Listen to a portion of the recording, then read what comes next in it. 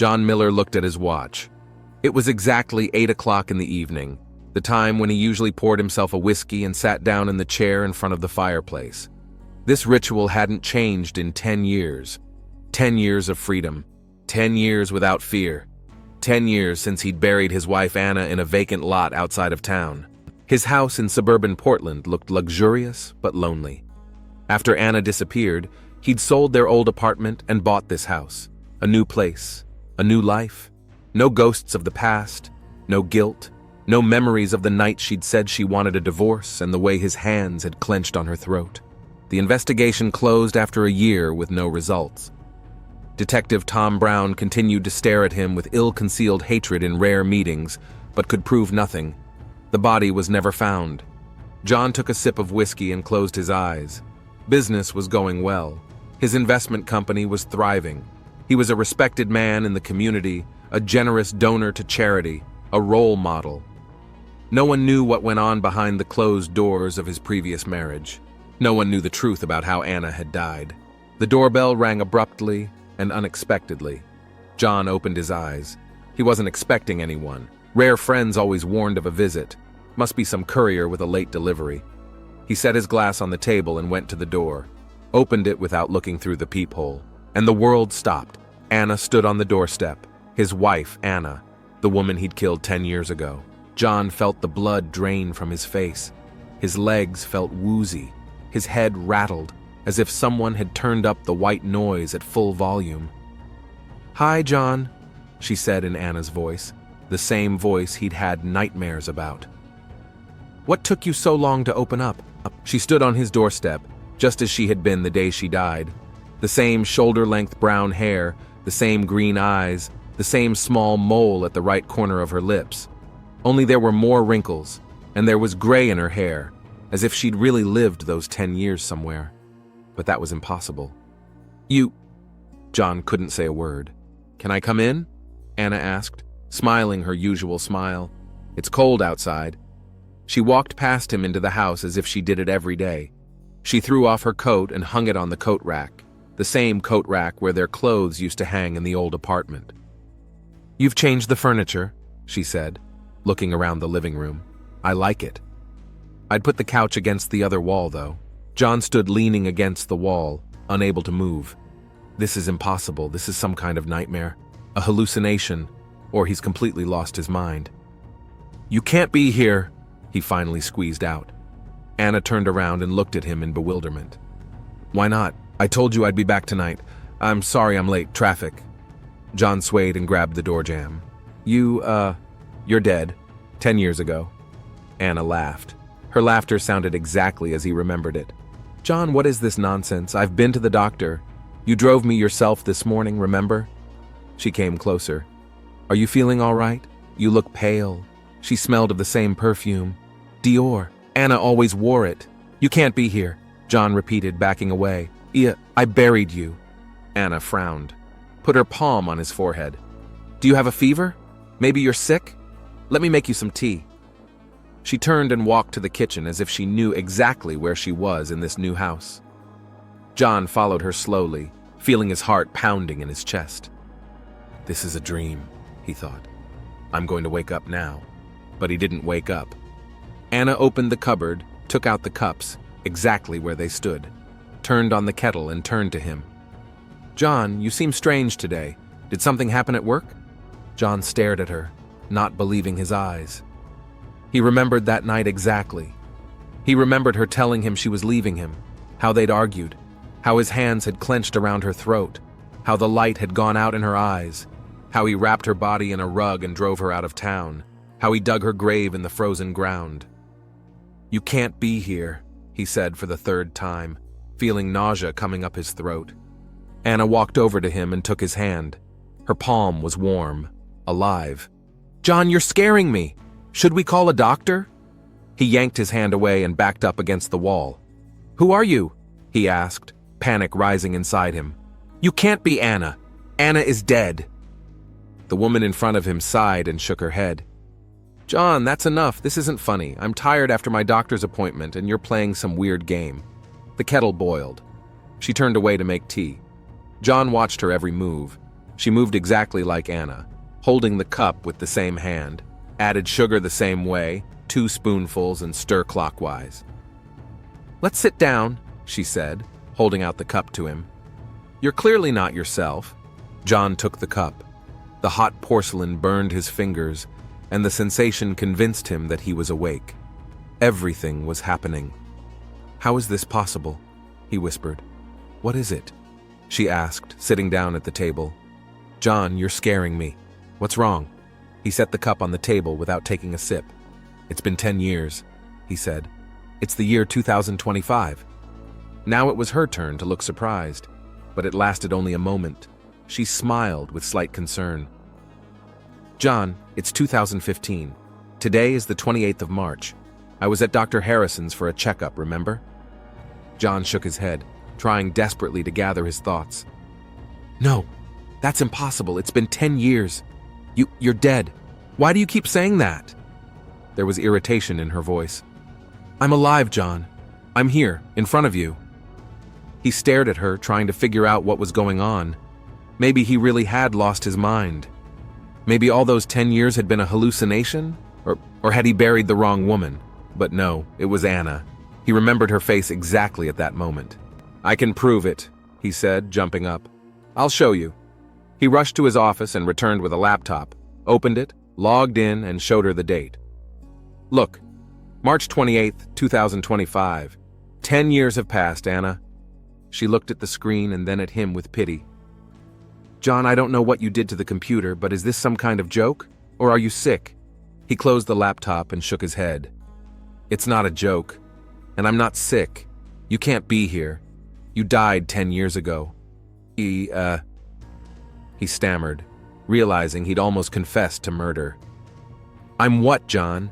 she asked, tilting her head. "What did you do?" He stepped back, feeling the room begin to spin around him. "Nothing. I don't know what's going on." She stood up and walked over to him, put her hands on his shoulders. "John, you need to rest. Come on, I'll walk you to the bedroom." She took his hand and led him upstairs. He followed her as if in a trance. She knew exactly where the bedroom was in this house he had bought a year after her death. When they entered the room, she turned on the light and began to make the bed. John stood at the door, watching her. "How did you know where the bedroom was?" he asked. She turned around with a smile. "What kind of stupid question is that? We've lived here for 5 years. John felt panic rising to his throat. "No," he said. "I bought this house after you disappeared. You were never here." Anna sighed and sat on the edge of the bed. "John, you're really scaring me. Maybe I should call the doctor." He shook his head, unable to utter a word. What's going on? Is he going crazy? Or is this some kind of elaborate prank? But who could have known? Who could have known he'd killed his wife? "Lie down," she said softly. "You need to sleep. Everything will be better in the morning." He walked slowly to the bed and sat down beside her. She smelled so familiar, so real. "Oh, Anna," he whispered. "If this is really you, forgive me." She smiled and stroked his cheek. "What for, silly? It's all right. Now lie down." She stood up to give him a seat. John lay down without taking off his clothes. He was sure he wouldn't be able to sleep. But fatigue and shock did their work, and soon he fell into a restless sleep. When John awoke in the morning, the bed beside him was empty. He sat up abruptly, looking around. Could it really have been a dream? Maybe everything from last night had just been a dream? But then he heard sounds from the kitchen, the clinking of dishes, footsteps. He got up slowly and went downstairs. Anna was standing at the stove making breakfast. She turned around when he came in. "Good morning," she said with a smile. "How are you feeling?" John Miller looked at her, and for the first time in 10 years was truly afraid. The third day of Anna's presence in his house had turned John Miller's life into a nightmare for real. Every morning he woke up hoping it was just a dream, and every morning she was here, making breakfast, smiling, asking about the day's plans, as if these 10 years had never happened, as if he hadn't killed her that cold March night. John sat at the kitchen table watching her wash the dishes, doing it just like the real Anna did, first the glasses, then the plates, then the utensils. wipes her wet hands on the kitchen towel slung over her shoulder. "You're looking at me again," she said without turning around. "Is something wrong?" John flinched. Even that, her ability to feel his gaze, was completely like Anna's. "Everything's fine," he replied. She turned and smiled, but her eyes remained serious. "John, you've been acting strange since the other night. Shouldn't you see a doctor?" "No," he said sharply. "There's no need to see a doctor."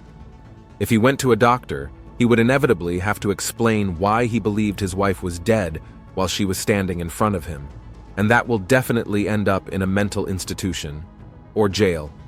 "Okay," she shrugged. "Whatever you say. But know that I'm worried about you." John felt something tighten in his chest. That concern was just like the real Anna's. Even in the last few months, when their marriage had been cracking at the seams, when he'd started raising his hand to her, she'd still worried about him. It drove him crazy then, and it drove him crazy now. A phone call interrupted his thoughts. He pulled his cell phone out of his pocket, and the name Mike, his business partner, popped up on the screen. "I need to take this," John said, standing up. "Sure," Anna nodded. "I'll go upstairs and get my things organized." John went out into the living room and took the call. "Hey, Mike. John, where are you? We agreed to meet at 10. It's almost 11 now." John glanced at his watch. Shit, he'd completely forgotten about the meeting. "Sorry, I got held up at home. Family emergency." Mike chuckled. "Family? Since when do you have a family?" Just misspoke. Domestic stuff. I'll be right there." "Uh-huh. Okay. The client has agreed to wait another half hour. Try to make it." John ended the call and turned toward the stairs. "Anna," he called out. "I have to go to a meeting right away. I forgot." He fell silent. It was quiet upstairs. He quickly climbed the stairs and looked into the bedroom. It was empty. The bathroom was empty too. He checked all the rooms upstairs. No one. "Anna?" He called again, coming downstairs. Silence. He went all around the first floor, even looked in the basement. She was nowhere to be found. John felt a cold sweat break out on his back. Where could she have disappeared to? And was she even here? Could it all be a figment of his sick imagination? He went outside, looked around the yard, the garage, no sign of Anna. And then it hit him. He took out his phone and flipped through the photos he'd taken over the last 3 days. Here it was. Proof. He'd photographed Anna several times when she wasn't in sight. In the morning sun in the garden making dinner, reading a book in the living room. But when he opened the gallery, he froze with horror. In all the pictures where Anna should have been, he saw only a blurred spot or a void. It was as if someone had deliberately ruined the pictures. "It's impossible," he whispered, flipping through the photos with trembling fingers. He was interrupted by another call from Mike. John took a deep breath, trying to calm down. "Yeah, Mike, I'm on my way out. Make it quick. And take the files on the Greenwood project with you. You picked them up yesterday." John nodded, though Mike couldn't see him. "I'll be there in 20 minutes. I'll be there in 20 minutes. He went back into the house, grabbed the file folder from the office, and headed for the exit. Maybe it was for the best that Anna had disappeared. He needed time to think, to make sense of what was going on. John spent the entire day as if in a fog.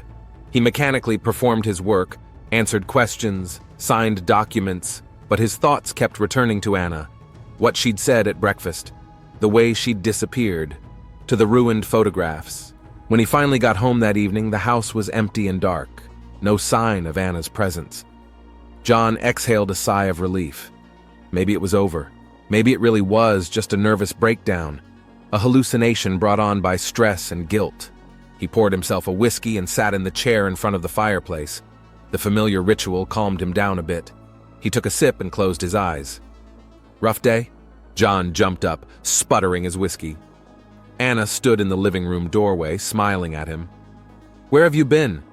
he asked, trying to hide the tremor in his voice. "Where? At home, of course. Sorting out my things, cleaning up a little. Didn't you notice that the bathroom was cleaner?" John shook his head.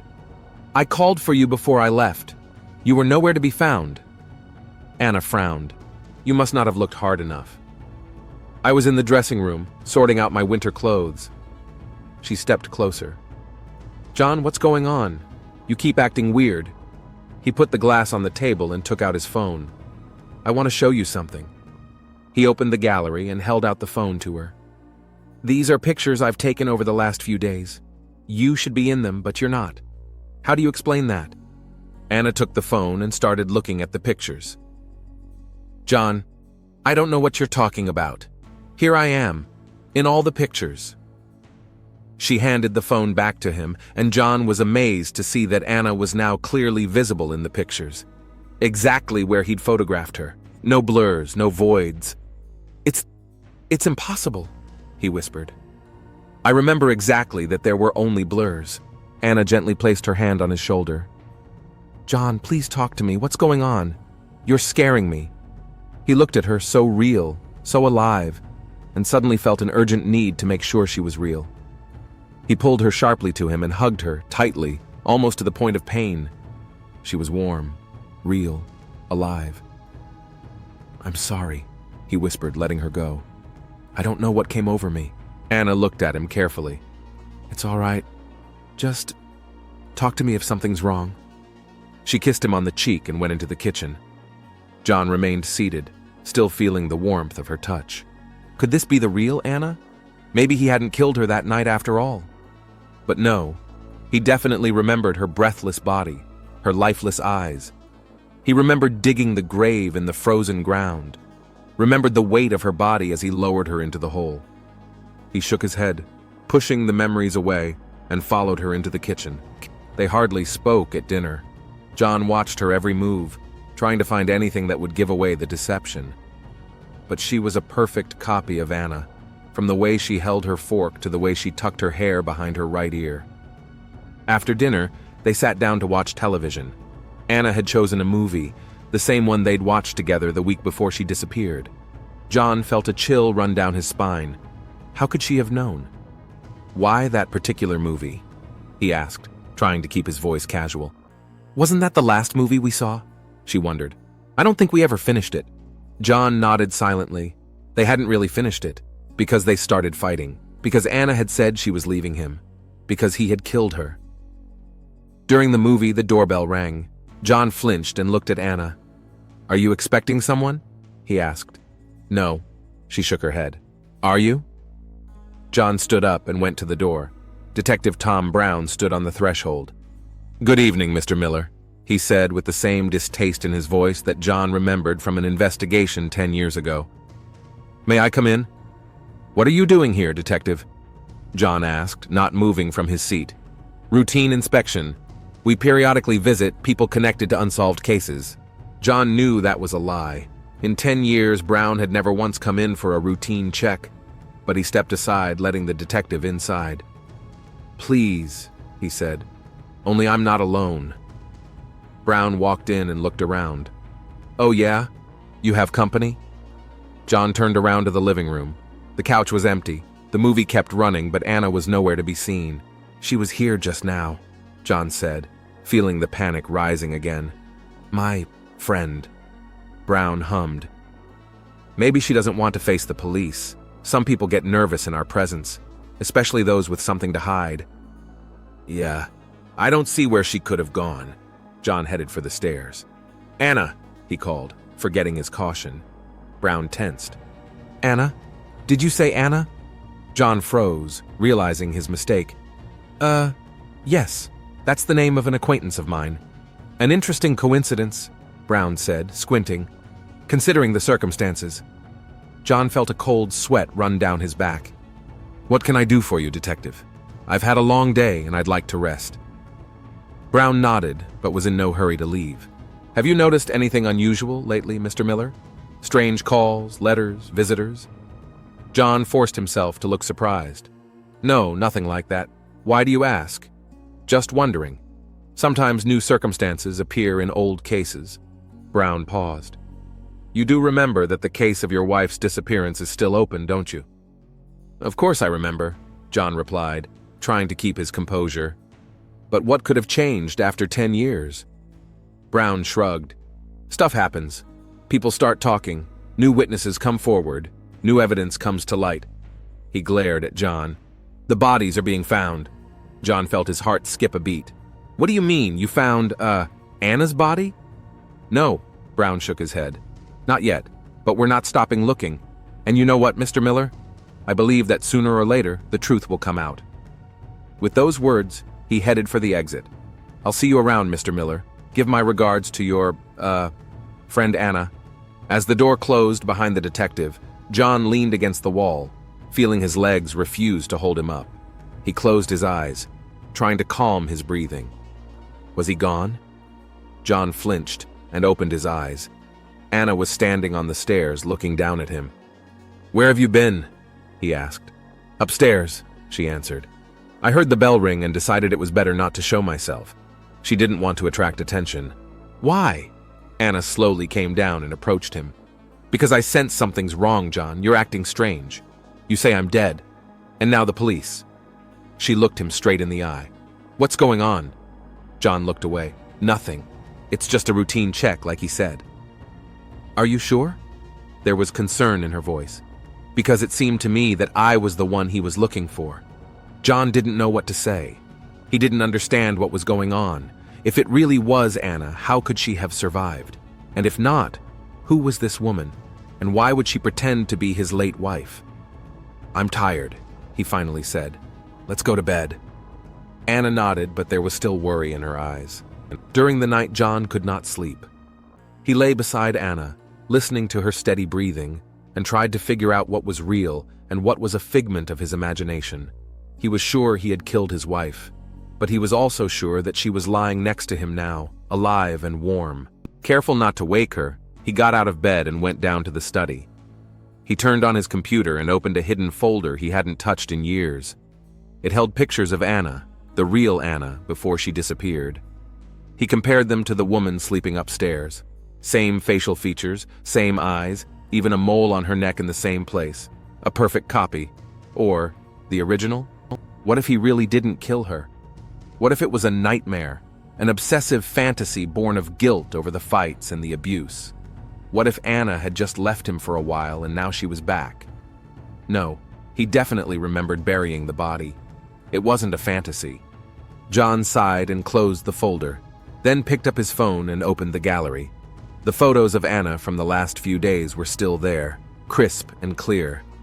But he remembered exactly what he'd seen this morning, only blurs. He decided to check. Took a new photo of his computer screen with the old photo of Anna open and emailed it to himself, then deleted it from his phone. "I'll check in the morning," he thought. If the photo stayed in the mail in its original form, then there was nothing wrong with the phone or his memory. In the morning, when John woke up, Anna was already making breakfast. She smiled at him as he entered the kitchen. "You look better," she said. "Sleep must have helped." John nodded without saying a word. He sat down at the table and picked up his phone. He opened his email. The email with the photo attached was there. He clicked on the attachment and the photo opened. But instead of a computer screen with an old picture of Anna, he saw a blurry blur. John felt the blood rush from his face. He remembered exactly taking a picture of the computer screen. How could it have changed? "Is something wrong?" Anna asked, setting a plate of breakfast in front of him. "No," he replied, putting his phone away. "Everything's fine." She sat down across from him, looking him carefully in the eyes. "John, I think we need to talk about yesterday, about that policeman and what you told him about me." John swallowed. "What was that?" "You called me your girlfriend, not wife. Why?" John didn't know what to answer. He couldn't tell her the truth, that to the world his wife had disappeared 10 years ago and was presumed dead. "I didn't want to get you into trouble," he said at last. "What trouble, John?" There was tension in her voice. "What's going on? Why are the police interested in me?" John pushed his plate away, his appetite gone. "It's hard to explain." "Try it," she said without averting her gaze. At that moment, the doorbell rang.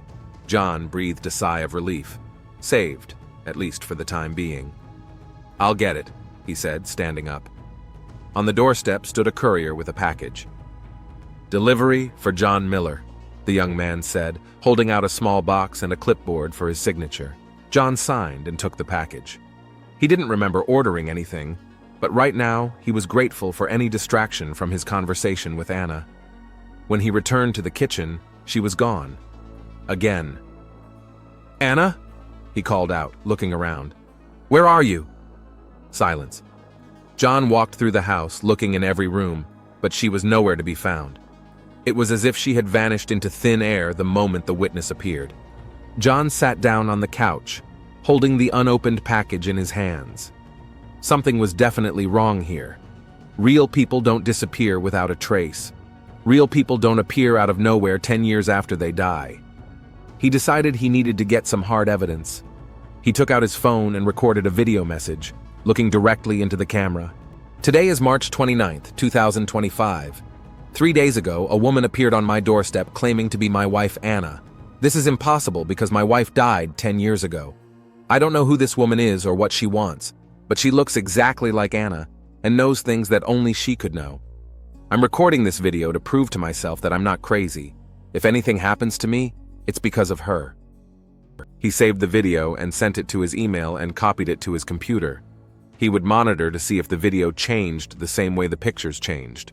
John didn't realize that at the very moment he was uploading the video to his computer, Kate was watching him through a hidden camera set up in his office.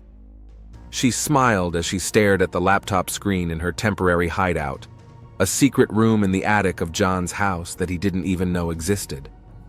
It was a room Kate had discovered and set up a month before her appearance, sneaking into the house when the owner was at work. She wasn't smiling like Kate.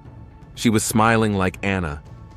Because even in private, Kate remained in the character of her friend, so deeply embedded in the role over the years of preparation that the line between her and the real Anna was sometimes blurred in her own mind. "You're getting nervous, John," she whispered. "That's good. Very good." She opened the remote access program she'd secretly installed on John's computer the week before and quickly found the video she'd just downloaded, copied it to herself, then opened the program to edit it.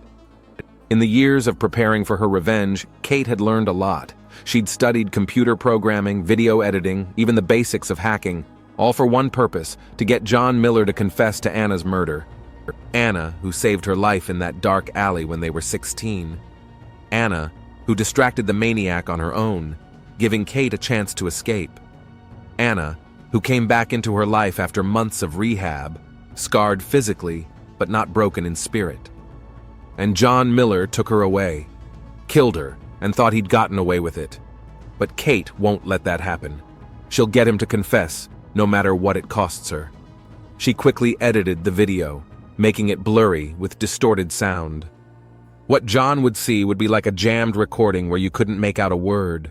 Saving the changes, she uploaded the video back to John's computer, replacing the original. Then leaned back in her chair, looking at the picture of Anna on the table. "I'm almost there," she said, touching her fingers to the face in the photo. "It's going to break soon. I can feel it." On the 7th day of Anna's presence in the house, John Miller realized he was teetering on the brink of insanity. Every time he checked his video message, it became increasingly blurry and distorted. It was as if someone or something was systematically erasing evidence of his sanity.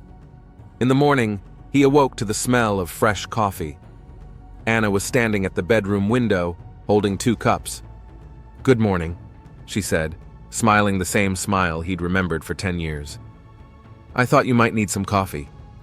John sat up on the bed, trying to gather his thoughts. He'd barely slept at night, pondering his predicament. What if this is all part of an elaborate plan? What if someone is deliberately driving him crazy? "Thank you," he said, accepting the cup. "Can't sleep?" Anna sat down next to him. "I've been having nightmares," she said quietly. John took a sip of coffee, not knowing what to say. "About what?" he finally asked. Anna turned back to the window. "About graves," she said simply. "About people who think they can bury their problems deep underground. But the dead don't always stay dead, John. Sometimes they come back." Her words sent a chill down John's spine. It was a hint, direct and unmistakable. "What do you mean?" he asked, trying to keep his voice steady. "Nothing much," she smiled. "Just thinking out loud." She got up and went to the door. "I'll make breakfast. Come down when you're ready." When she left, John sat looking at the closed door. Something in her words made him truly afraid, like she knew, as if she saw through his lies, his crime. At breakfast, Anna was unusually silent. She moved through the kitchen with the same grace she always did, but in her silence, John sensed an accusation. "I'm going to be late at work today," he said, breaking the silence. "It's an important meeting." "Sure," she nodded. "I think I'll go to the cemetery, see some old friends." John froze with his fork in his hand. "The cemetery?" "Yeah, it's been a while. I'm going to put some flowers." The grave John was thinking of, an empty plot of land in an abandoned vacant lot outside of town, wasn't marked on the map. No one knew about it, except for him.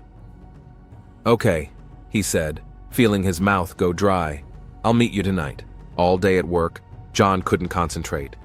Anna's words about the cemetery wouldn't leave his mind. What if she knows? What if this is all part of some plan to expose his crime? At 5 o'clock that evening, he canceled his remaining appointments and got in his car. He needed to be sure.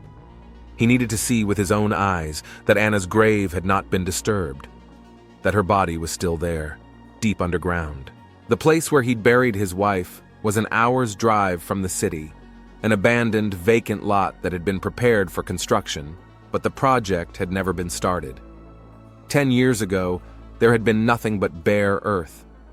Now there were trees, shrubs, and tall grass. John parked at the curb and walked through the thicket, trying to remember the exact spot. It wasn't easy. The landscape had changed a lot. But he oriented himself to an old oak tree that stood nearby. The grave had to be 50 paces east of the tree. He counted off the steps, looking around. His heart was pounding in his chest.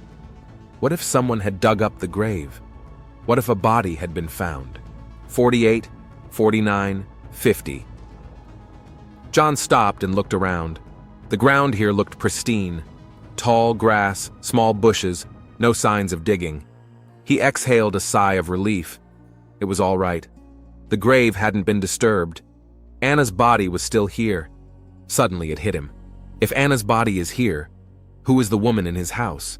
Who is the one who looks exactly like his wife, knows all her habits, her past, the visions, the hallucinations? None of it made sense. You couldn't feel the touch of a hallucination. You couldn't hear her footsteps on the stairs. You couldn't feel the warmth of her body next to him in bed. This woman was real. But she couldn't be Anna. Anna had been lying here, under a layer of earth and grass, for 10 years. John returned home late at night, exhausted and confused. The house greeted him with silence and darkness. "Anna?" he called out, turning on the light. No one answered. He checked the kitchen, the living room, went upstairs. No sign of the woman who had called herself his wife. Perhaps she had left. Perhaps it was all over.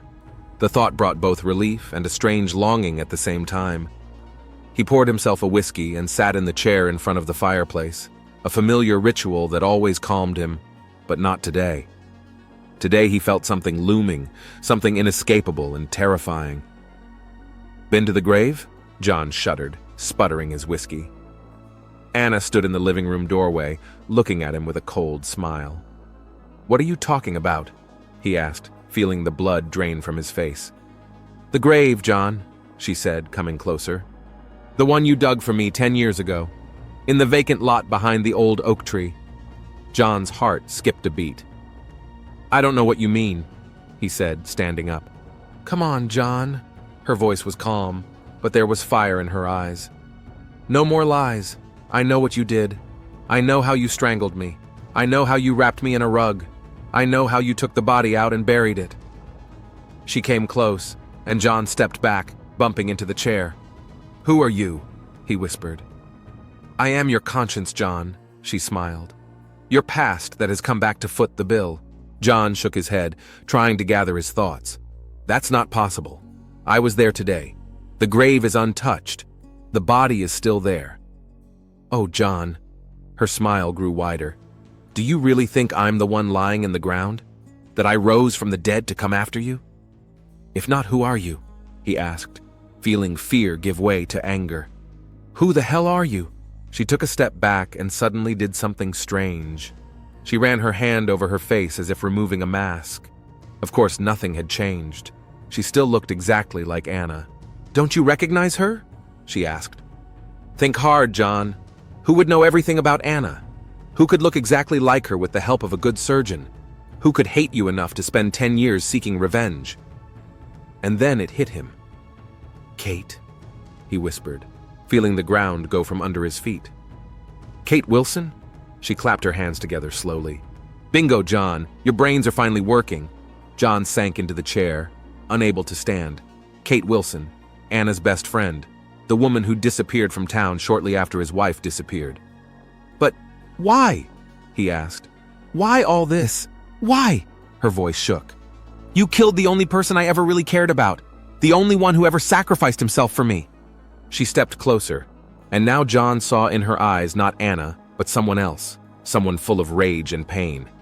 "Do you know what happened to us when we were teenagers? Did Anna tell you?" John shook his head. "We were 16, Kate said, looking through him. "We were coming home late at night. We took a shortcut through an alley. That's where we were attacked by a man, a local maniac who had already raped and killed 2 women. She paused, gathering her strength. "He grabbed us both. He had a knife. We couldn't escape. And then Anna pushed me and shouted, 'Run! Get help!' She stayed with him, alone, so I could save myself." Kate turned away, and John saw her shoulders tense. "I ran, but there was no one, no help. By the time I got back with the police, it was too late." She turned to him, tears in her eyes. He'd kept her for 3 days in the basement of an abandoned house. 3 days, John. Can you imagine what 3 days means in the hands of a psychopath? He beat her, stabbed her, raped her, broke bones, burned her with cigarettes. Every inch of her body was covered in bruises, cuts, burns. Kate came closer, hovering over him. You know what he said in court? That he wanted to get even for 2, that he was disappointed that one of us got away. So he tortured Anna twice as much. For me. John sat stunned by this story. Anna had never told him about it, never mentioned that she had lived through a similar nightmare. "She survived," Kate continued. "Incredibly, she survived. 6 months in the hospital, a year of therapy. You know what she said when I asked her how she got through all that horror? She said, 'I thought about you, that you were safe, that you weren't affected.'" Kate brushed away a tear and straightened up. "And then you showed up, and everything was fine. At first, she loved you, trusted you, and then you started hitting her."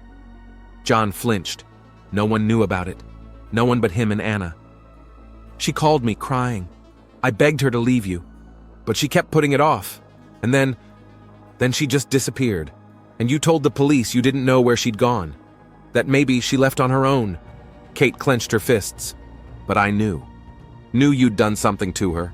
Detective Brown knew it too. But there was no proof. And you got away with it." She walked over to the fireplace and picked up a framed photograph from the shelf, an old picture of John and Anna. "I swore I'd make you confess, make you pay for what you did. And here I am." John stared at her, not believing his eyes. How could she have changed so much? How could she become an exact replica of Anna? 10 plastic surgeries, Kate said, as if reading his mind. 10 years of preparation. I studied every detail of her appearance, every habit, every memory she shared with me. I became her, John. For you. She put the photograph back in its place. And it worked. You believed. You began to question your sanity, your memories. The whole thing. John couldn't find the words. All this for revenge? For justice, Kate corrected him. Anna saved me twice. First in that alley, and then when she helped me believe in people again after everything that had happened. And I couldn't save her from you. John shook his head. You're crazy, he said. You spent 10 years, mutilated your face, your life. For what? For a man who's long dead? Kate smiled, and that smile wasn't Anna's. It was the cold, hard smile of a man who had waited a long time for his time. Not for the sake of a dead man, John. For the truth. For the sake of you admitting what you've done. So you don't walk away from your responsibility. She pulled a small device out of her pocket and pressed a button. And you know what? It worked. John's voice echoed through the room. If Anna's body is here, Who is the woman in my house? His own voice, recorded today in the vacant lot. What is it? He whispered. Proof, Kate said. The first of many. I've recorded every conversation we've had, every word you've said since the moment I arrived. She took a step back. But I want a full confession, John. I want to hear you say it. How you confessed to killing Anna. John stood up, feeling the rage building inside. You're not going to get anywhere, he said. No record is enough. It's still your word against mine. You're wrong, Kate said. I have a witness, someone who always believed you were guilty. And as if on cue, the living room door opened. Detective Tom Brown stood on the doorstep.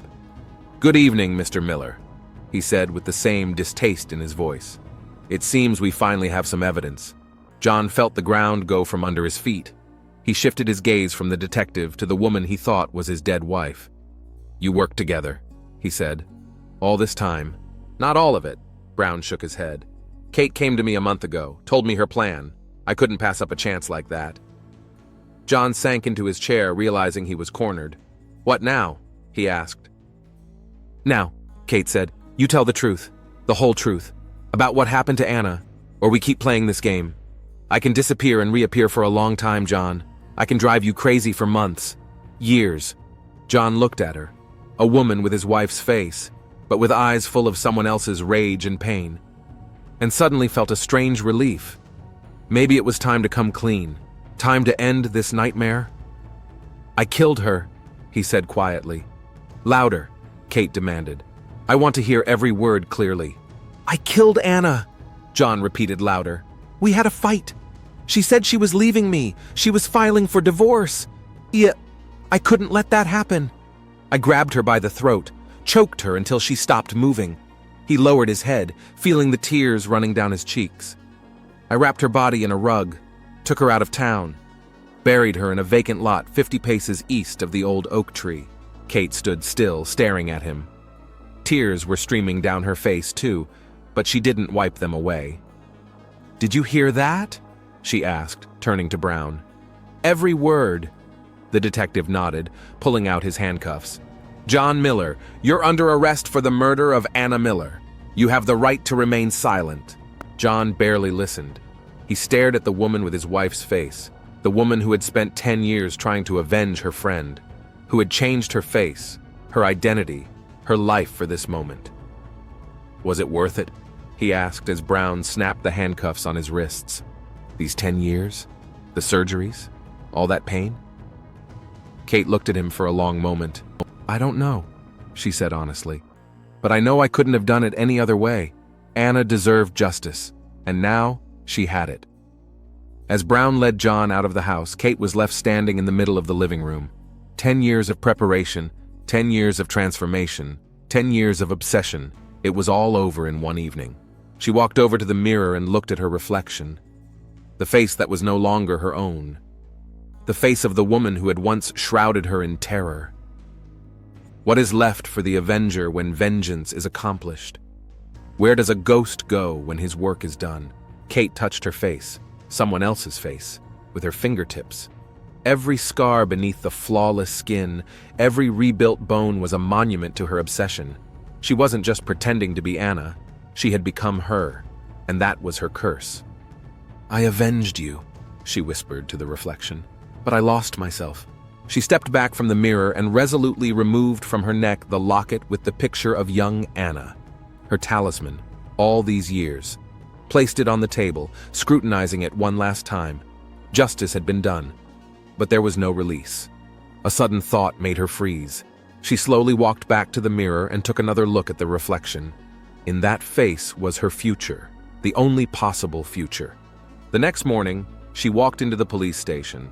Detective Brown was waiting for her in his office. When she sat down across from him, his face showed a complex combination of admiration and anxiety. So, he said, looking at her carefully. What now? Now, she answered calmly. Anna Miller wants her papers restored. She's been reported missing, hasn't she? Not dead, just missing. The detective leaned back in his chair, keeping his eyes on her.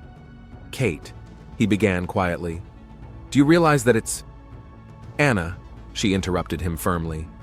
My name is Anna Miller. Kate Wilson disappeared a week ago on a roadside highway, and I came home.